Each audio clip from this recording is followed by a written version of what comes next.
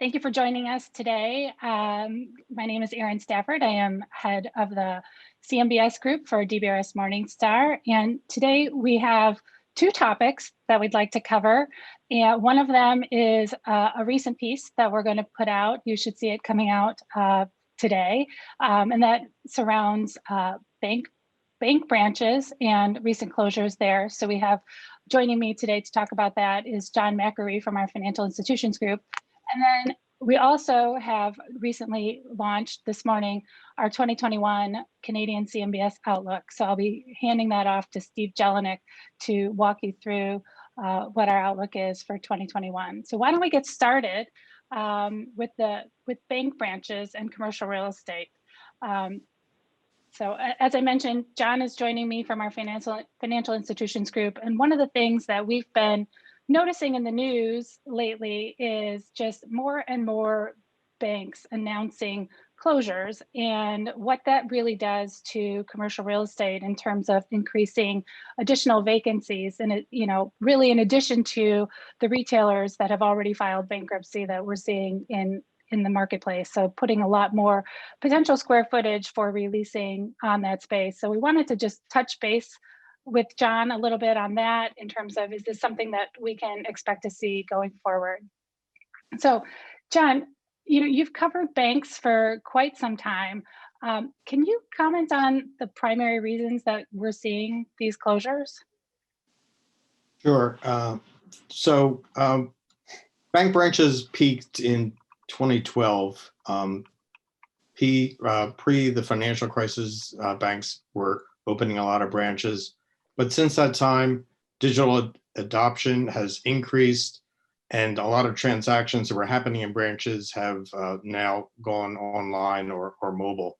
So I think that trend has accelerated branch closures. They have been fairly steady since their peak in 2012, but we've kind of expect them to accelerate somewhat, partially as a result of a lot of banks doing more sales transactions digitally and customers being more comfortable with that as a means of transacting banking business.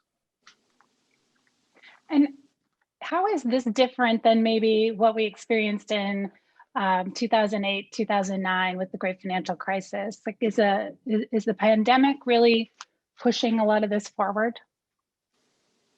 I would say the consolidation then was more for banks that were weaker were being consolidated into stronger banks. There was a lot of bank failures. We have not seen anything along those lines in this crisis. So the banks are healthier. We are seeing some M&A, but not to the level that we saw post-financial crisis. But I think we expect that the reasons for bank consolidation are still relevant, and primarily cost saves and ability to consolidate branches is a driver, continues to be a driver for consolidation of the industry. Great. And you mentioned more adoption of the digital platform. Is this something that accelerated during COVID because people couldn't go out or they had to close branches just due to safety issues? Yeah, I think we think so. I mean, we have seen some data from the banks listing their transactions that have gone digital, and it certainly has accelerated from what we've seen pre-pandemic. So I think this was a trend that was going on already. So we may have just seen an acceleration as people were more forced to do more transactions digitally. Great. And the interesting thing when we look at retailers in general, one of the measures that we get to kind of judge like how successful that particular asset may be is a sales per square foot measure. How do banks measure their profitability of the branches, and does that come into play in terms of which ones they may keep open or suggest close? Yeah, I would think that's one of the things they look at. They're probably also looking at transaction volumes that take place in the branch, how busy the branch is, um, cost of running the branch. The other trend that we've seen is uh, the size of branches has decreased as banks have gotten rid of large teller lobbies, as more of the banking business is done privately in offices, more of a sales focus versus a transaction focus. So banks clearly are looking at that, the volume of business through their branches. But I guess another thing that banks need branches for is it's part of their brand. It's when people pick a new bank, they're usually picking one where they see branches. So I think a lot of banks don't want to get too far ahead of that and keep a presence that's visible to their customers and potential customers. Great. Any comments on just the interest rate environment and additional profitability of the branches? Well, I guess in general, in the current rate environment, deposits and therefore branches are less valuable. But that's a temporary thing potentially. We have seen a large influx of deposits into the banks as a result of stimulus and other measures. So bank deposit growth has been strong, even in a a declining branch environment. So I think that bodes well for banks' ability to continue to attract deposits as they're continue to consolidate branches. Great. Appreciate that. I think, as I mentioned, from a commercial real estate perspective, it's something that we're obviously focused on. When we're looking at analyzing cash flows for properties, typically bank branches, they may have longer term leases, and oftentimes, banks are highly rated, so they're considered credit tenants, and so there's a little bit more that we can give in terms of cash flow credit to the tenants in those spaces. But it might be important for us as commercial real estate, analysts to look at the size of the branch. Is it a 6,000 square foot branch? Maybe that could be indicative of something that they might close because it's just not the model going forward. The model is a little bit smaller of 2,500 square feet. Proximity to other branches, perhaps they don't need 6 branches within a certain radius of size. So there's things like that. Like I said, we don't have the ability to measure profitability of these branches as we look at these things, but I think it's just something that we're going to be forced to look at a little bit more closely, especially as the announcements continue to come out of more branches closing. One of the things that we did was look at some of our exposure to bank branches within CMBS, and we did find that there's probably 281 transactions or 281 loans that have exposure to bank branches, and it's over 783 properties. So while that doesn't seem like a lot in the grand scheme of CMBS, it just continues to compound, right? If we just look at the announcements that have been made since fourth quarter of the bank branches closing, that can put it upwards of anywhere from 3 to 4.5 million additional square feet of vacancy out into the market. That's also now competing with vacant retailers that continue to announce. That last year alone, we had over 35 retailers announce bankruptcy. And so this is just additional potential competition for new releasing and tenants. So thank you very much, John. Really appreciate your commentary there. And obviously it's something that we're going to continue to watch as we look at the health of the CRE market. With that, I will turn it over to Steve, and he is going to walk you through our Canadian outlook. Thanks so much. Thanks, Erin. Thanks, John. Appreciate it. Very interesting, and we look forward to the bank commentary coming out later today. It's my pleasure to be here today. Hope everybody's doing well. Today we issued our Canadian 2021 Outlook, and we're going to delve into some of the highlights of the piece today. Joining me today are Karen Gu, Senior Vice President, Gloria Ao, Assistant Vice President, Misaki Nebeshima, Senior Analyst, and Kurt Pullum, Managing Director. So I'm going to kick it off today with Misaki, talking about a little bit about how CMBS loans have held up over the past year, given the pandemic in Canada, and talk a little bit about performance. Misaki, can you walk us through how delinquency has fared over the last year in Canadian CMBS? Yeah, sure. So let me share my screen.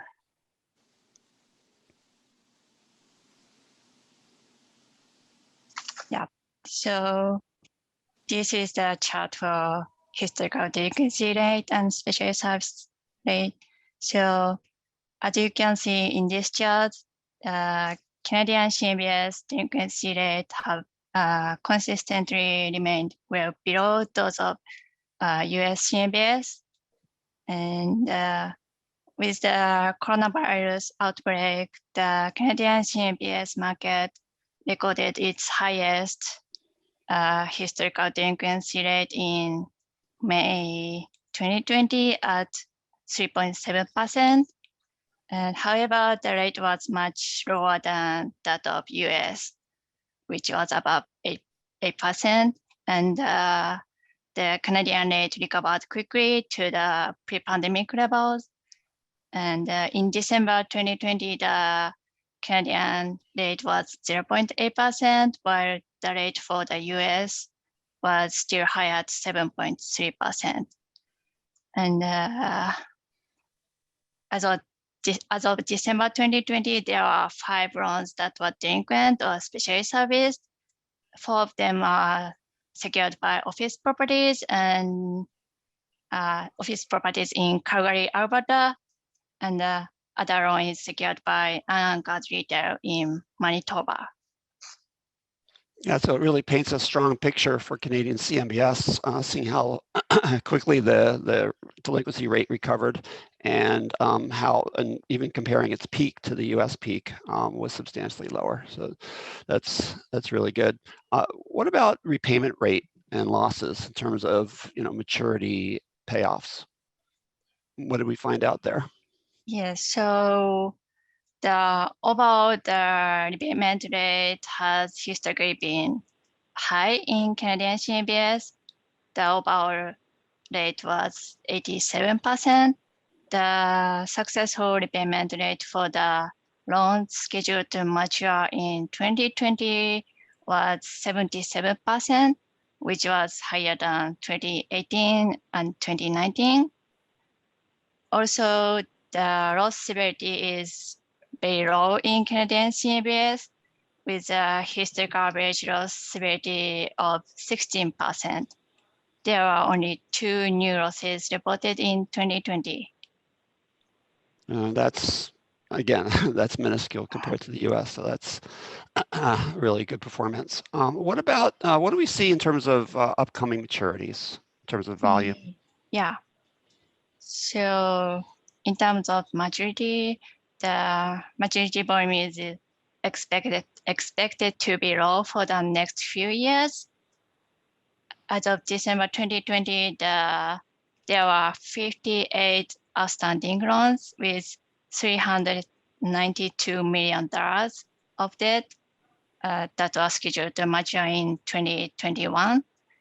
55% of them are secured by retail properties, and 13% are secured by hotel properties. Okay, so retail definitely is far and away the highest category of property type. Compared is, I believe a retail is, in terms of outstanding balance, retail makes up the vast proportion of CMBS loans. What do we see in terms of forbearance in Canadian CMBS in terms of coronavirus related relief? Yes, so yeah, as of December 2020, there were 64 outstanding loans that were granted forbearances in response to the relief requests as a result of the coronavirus pandemic. And these loans have had an implied forbearance rate of 12%. And also there were other 5 loans that were granted forbearances but have already paid out. As you can see in this chart, when you look at by property type, 55% of the total outstanding balance of the forbearances are backed by anchored retail and unanchored retail properties. Full service hotel and multifamily properties, which comprise a smaller percentage of the Canadian CMBS conduit universe, represent 12% and 20% and 12% of forbearances respectively. And also when you look at by province, Ontario and Quebec represent the 66% of the forbearances. Alberta is coming in third at 21%. Given the high concentration of loans backed by properties in Ontario within the Canadian CMBS cohort, as well as outside the impact of the coronavirus pandemic on the Alberta economy, these concentrations are generally in line with DBRS Morningstar's expectations. That's great information, and we expect, I believe we expect performance to continue to be relatively stable going forward as we get more arms vaccinated. So we're looking forward to that as well. Thank you, Misaki. Turning to surveillance, Gloria, what kinds of things have you seen in terms of risks and property sectors, any geographic concerns you might have? I think Misaki highlighted a good amount, especially with the specialty service loans, which are generally Calgary office properties. And it's a well-known fact across Canada that it's a market that have struggled prior to the pandemic, issues deriving from the downturn of oil and gas. There's been a huge spike in vacancy where CBRE reported a Q4 2020 vacancy rate of almost 30% for downtown Calgary. Suburban Calgary is around 23% in terms of their vacancy rate. And for surveillance, we've been looking at a lot of deals where these loans are in. One deal that pops out to us is the Bow Center Street Forced Mortgage Bond transaction. It's a large 2 million square foot office property in Calgary CBD. It's fully occupied by a single lease and it's guaranteed by Ovintiv. So this lease stretches to 2038, but we've known that there were plans for this company to move their headquarters over to the next quarter. And so with that, the property there has been physically vacant. 30% of it is physically vacant, while a good portion of it is occupied by subtenants. As for the loans that are in special servicing, so these ones are what we call strategic group loans. So it's a prominent sponsor in Canadian CMBS. Their portfolio is heavily concentrated in Alberta. They filed for protection under the Companies Creditors Arrangement Act in 2019. It was ultimately denied by the court, was placed into receivership. And so with that, the loan transferred to special servicing. And for the most part, all of these loans are about 120 days delinquent. There were some updates that we got where some of the receivers, they paid some of the funds to pay off some of the outstanding advances, but not a whole lot. But we've seen some value declines since issuance. Most of these properties reported February appraised values declining 20 to 46% since issuance. And just given the soft market volatility of oil prices, as well as the general risk to the Canadian economy during the pandemic, the workout could take a while. And value decline suggesting potentially losses to the trust at this position. Although these loans do have varying levels of recourse to an entity, there is still some uncertainty about the financial wherewithal of these recourse providers, plus their concentration of their portfolio being in Calgary, where they're divesting some of their assets. There could be an influx of properties that could prolong the holding period for these specially serviced loans. But the servicer did express some optimism about the ultimate resolution prospects. But of course, there are some hurdles for them to overcome when faced with the pandemic, as well as ongoing market challenges. But aside from Calgary office, we've been looking at multifamily properties in Fort McMurray. It's had issues prior to the pandemic, again, driven by the downturn in the oil and gas industry, where these loans at some point actually transferred to special servicing because of significant occupancy and DSCR declines. And on top of that, aside from the downturn in oil and gas, they were compounded with natural disasters that hit the area, like the wildfire in 2016, as well as hail and flooding years after that. So what ultimately happened with these loans was that after being in special for a period of time, they were transferred back to the master with a loan modification, which included lump sum principal payments, a maturity extension. And what was interesting was that on the onset of the pandemic, they were granted additional relief, which included deferral of P&Is, some switched to interest-only payments for a period of time. Of course, this is expected to be collected with compounded interest at a newly extended maturity date for these loans. So the issues with these markets isn't something new, and our surveillance team has been monitoring them for quite some time now, particularly for these properties, even before the pandemic. That's great insight, Gloria. Thank you, especially when it comes to Calgary office. Turning to a new issue, looking ahead into 2021, Karen, what kind of concerns or outlook do we have for 2021 issuance, and anything that's on your radar in terms of potential concerns or red flags? And of course, yes.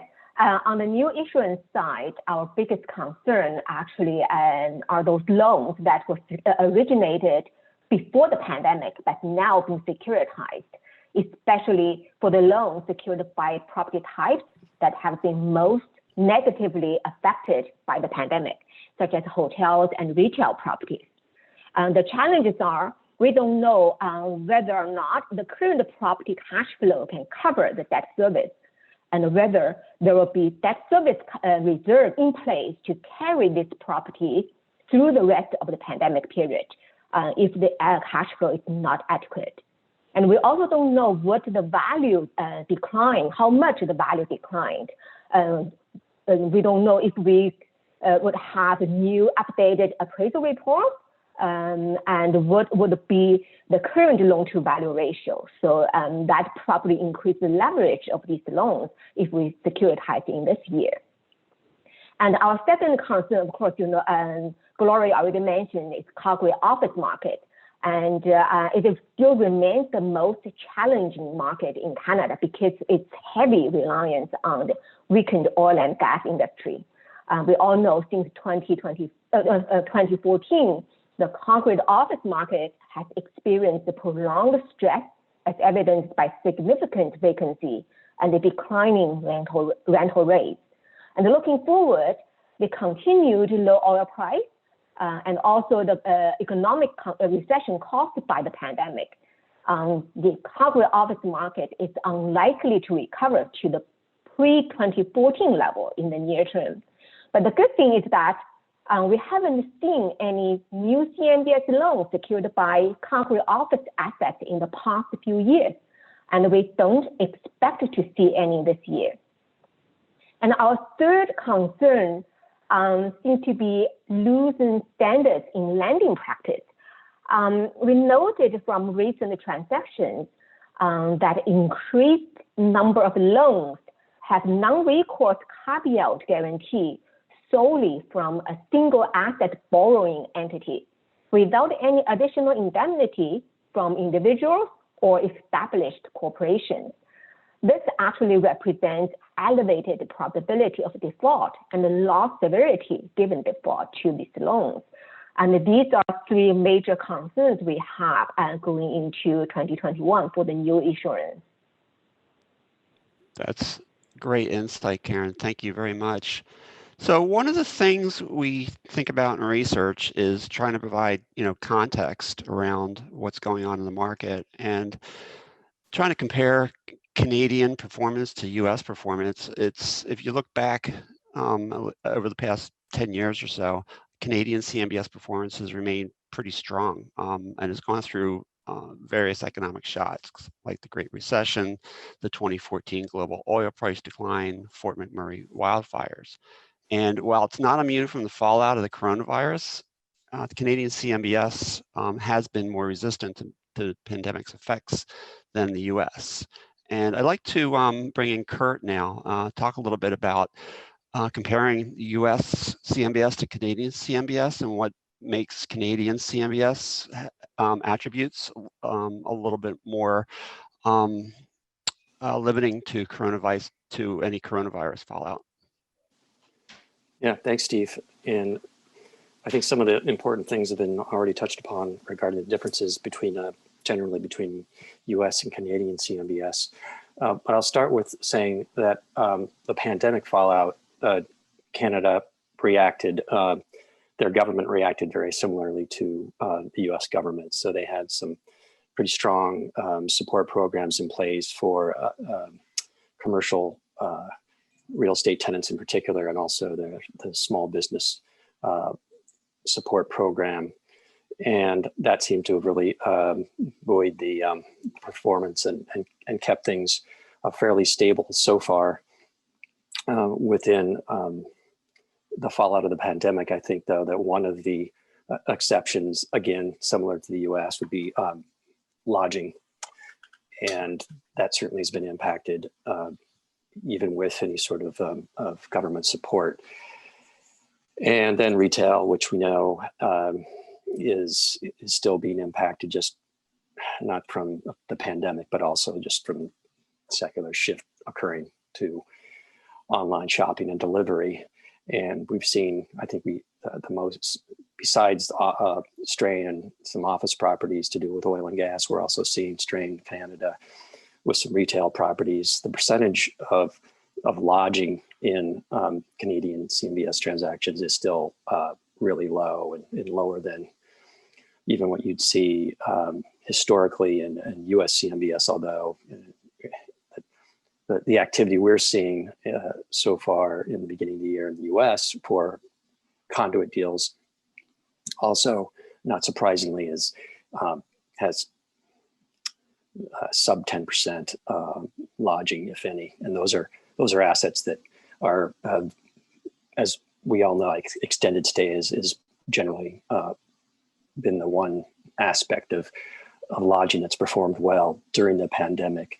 But one of the things, I'll get to also another trend. If we just look at current trends and when we talk about going into 2021, Canadian market's been the same as the US market as far as everybody rushing towards what they think are the safe assets, so industrial multifamily, as we've all seen with transactions that have happened in the US in particular with the likes of Blackstone. You're seeing activity in Canada where everybody wants to get in and land on those the safer industrial properties that help support all of the online commerce that continues to accelerate even pre-pandemic.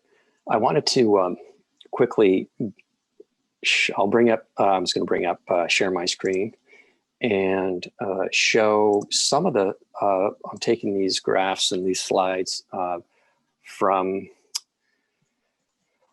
our outlook that we're putting out today.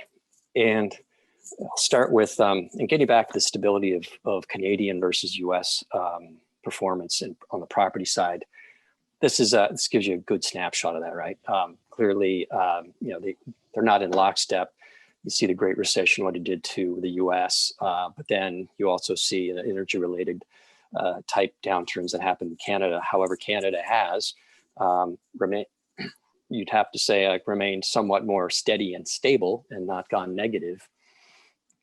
And although recently, if you look at 2018 and 19, the US has really saw pre-pandemic uptick in performance overall, I think this speaks really well to what we've seen, and I would expect to continue to see within Canada commercial real estate properties and the performance. Again, probably still going to have those isolated pockets of issues, like we mentioned in Calgary with the office market in oil and gas, and retail.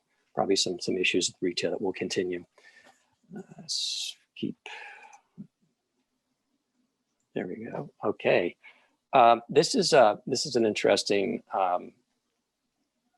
chart that shows net cash flow year over year since issuance, and what it's showing. This is by maturity, so maturity year, and you can see the historical numbers, but then you can see what it looks like pretty much from now going forward to debt maturities out to 2030, and really what it's showing is that there's still been again, getting back the stability of Canadian CMBS and that cash flow from securitized properties. It's held up pretty well. The one,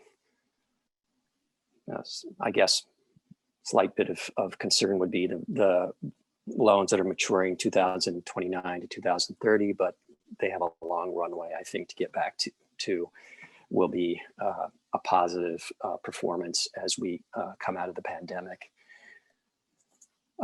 Interest rates, similar story between Canada and US. We seeing just a gradual decline. And this also gets a little bit more complex as far as when you look at the maturity, the terms of the debt that's being outlined here. And that is one thing that I'll point out, a difference in Canadian CMBS and the loans that go into those pools. The difference between balance sheet bank lending and CMBS is that generally the CMBS Canadian loans are longer in term, anywhere from 3 to 10 years, whereas balance sheet loans tend to be much lower maturity or a smaller maturity date term. And the other thing that, as we're going through the difference between Canadian and US CMBS on the loan side, is which Karen really touched upon, is the recourse. Though she also mentioned that recourse that's been there in the Canadian market, which has really been a strong incentive for borrowers to behave and to make their debt payments, has been there, especially because there's only a handful of banks that are lending to those individuals and those companies and entities. But the other thing that we should point out is that in the Canadian market, amortization is not the exception, it's the norm.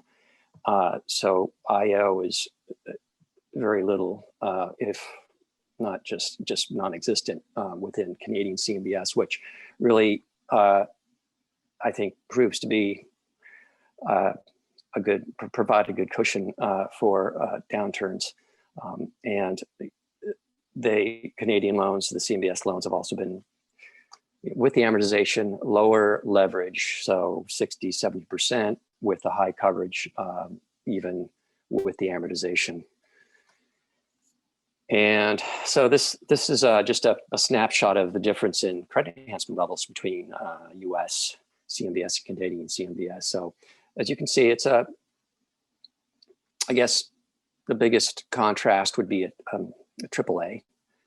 So these are average credit enhancement levels for 2019 to 2020. And as you see, Canadian on average 13 versus a 20 at AAA. When you get to triple B low, they are get to be more, not equal, but closer in relationship. And then at the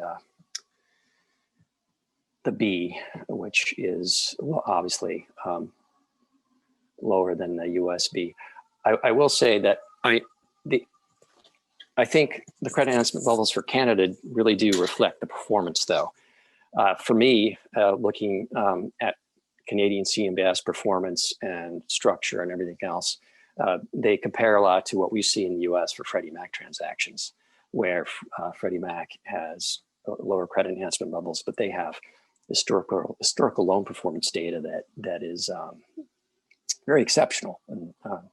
And we're talking not just for defaults, but the actual loss taken on that small fraction of defaults is really minuscule. And we see that here in the Canadian market, which again, I think is a test to the strength and the stability of it.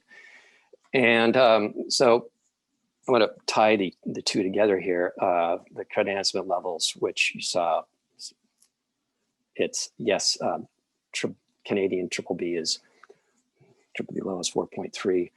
This slide, I believe, is showing the loss guidance we had, and Karen and Misaki can correct me if I'm wrong on this data, but it's showing this is the expectation during the Great Recession of the expected losses that we could see in Canadian CMBS. Is that correct? Yes. And is that the number that was actually experienced during that time in Canadian CMBS? This is the expected number. That was the expected number. Okay. Well, our current expectation, even for this pandemic, is 1%, right? Yeah. Which again is, I think, exceptionally low, and that would, that would be covered right there in your Canadian credit enhancement level at B. So that's basically what I wanted to cover as far as just going through the general differences between the US and Canadian CMBS. I think that getting back to what we talked about in 2021, there does seem to be some optimism in transaction volume coming back. And I think from what I've read, lending has picked up in the last quarter or two. And I think we should see something approaching a more normal deal flow in Canada. Now that's still, obviously compared to the US, quite different, because we see 2 to 3 transactions usually, pool transactions in a year in Canada. Yeah. Typically, we see about 2 to 3 deals a year, but nowadays, last year we only finished the 1. And this year, probably we'll see maybe 2 or 3 again. I really don't know. That's our expectation.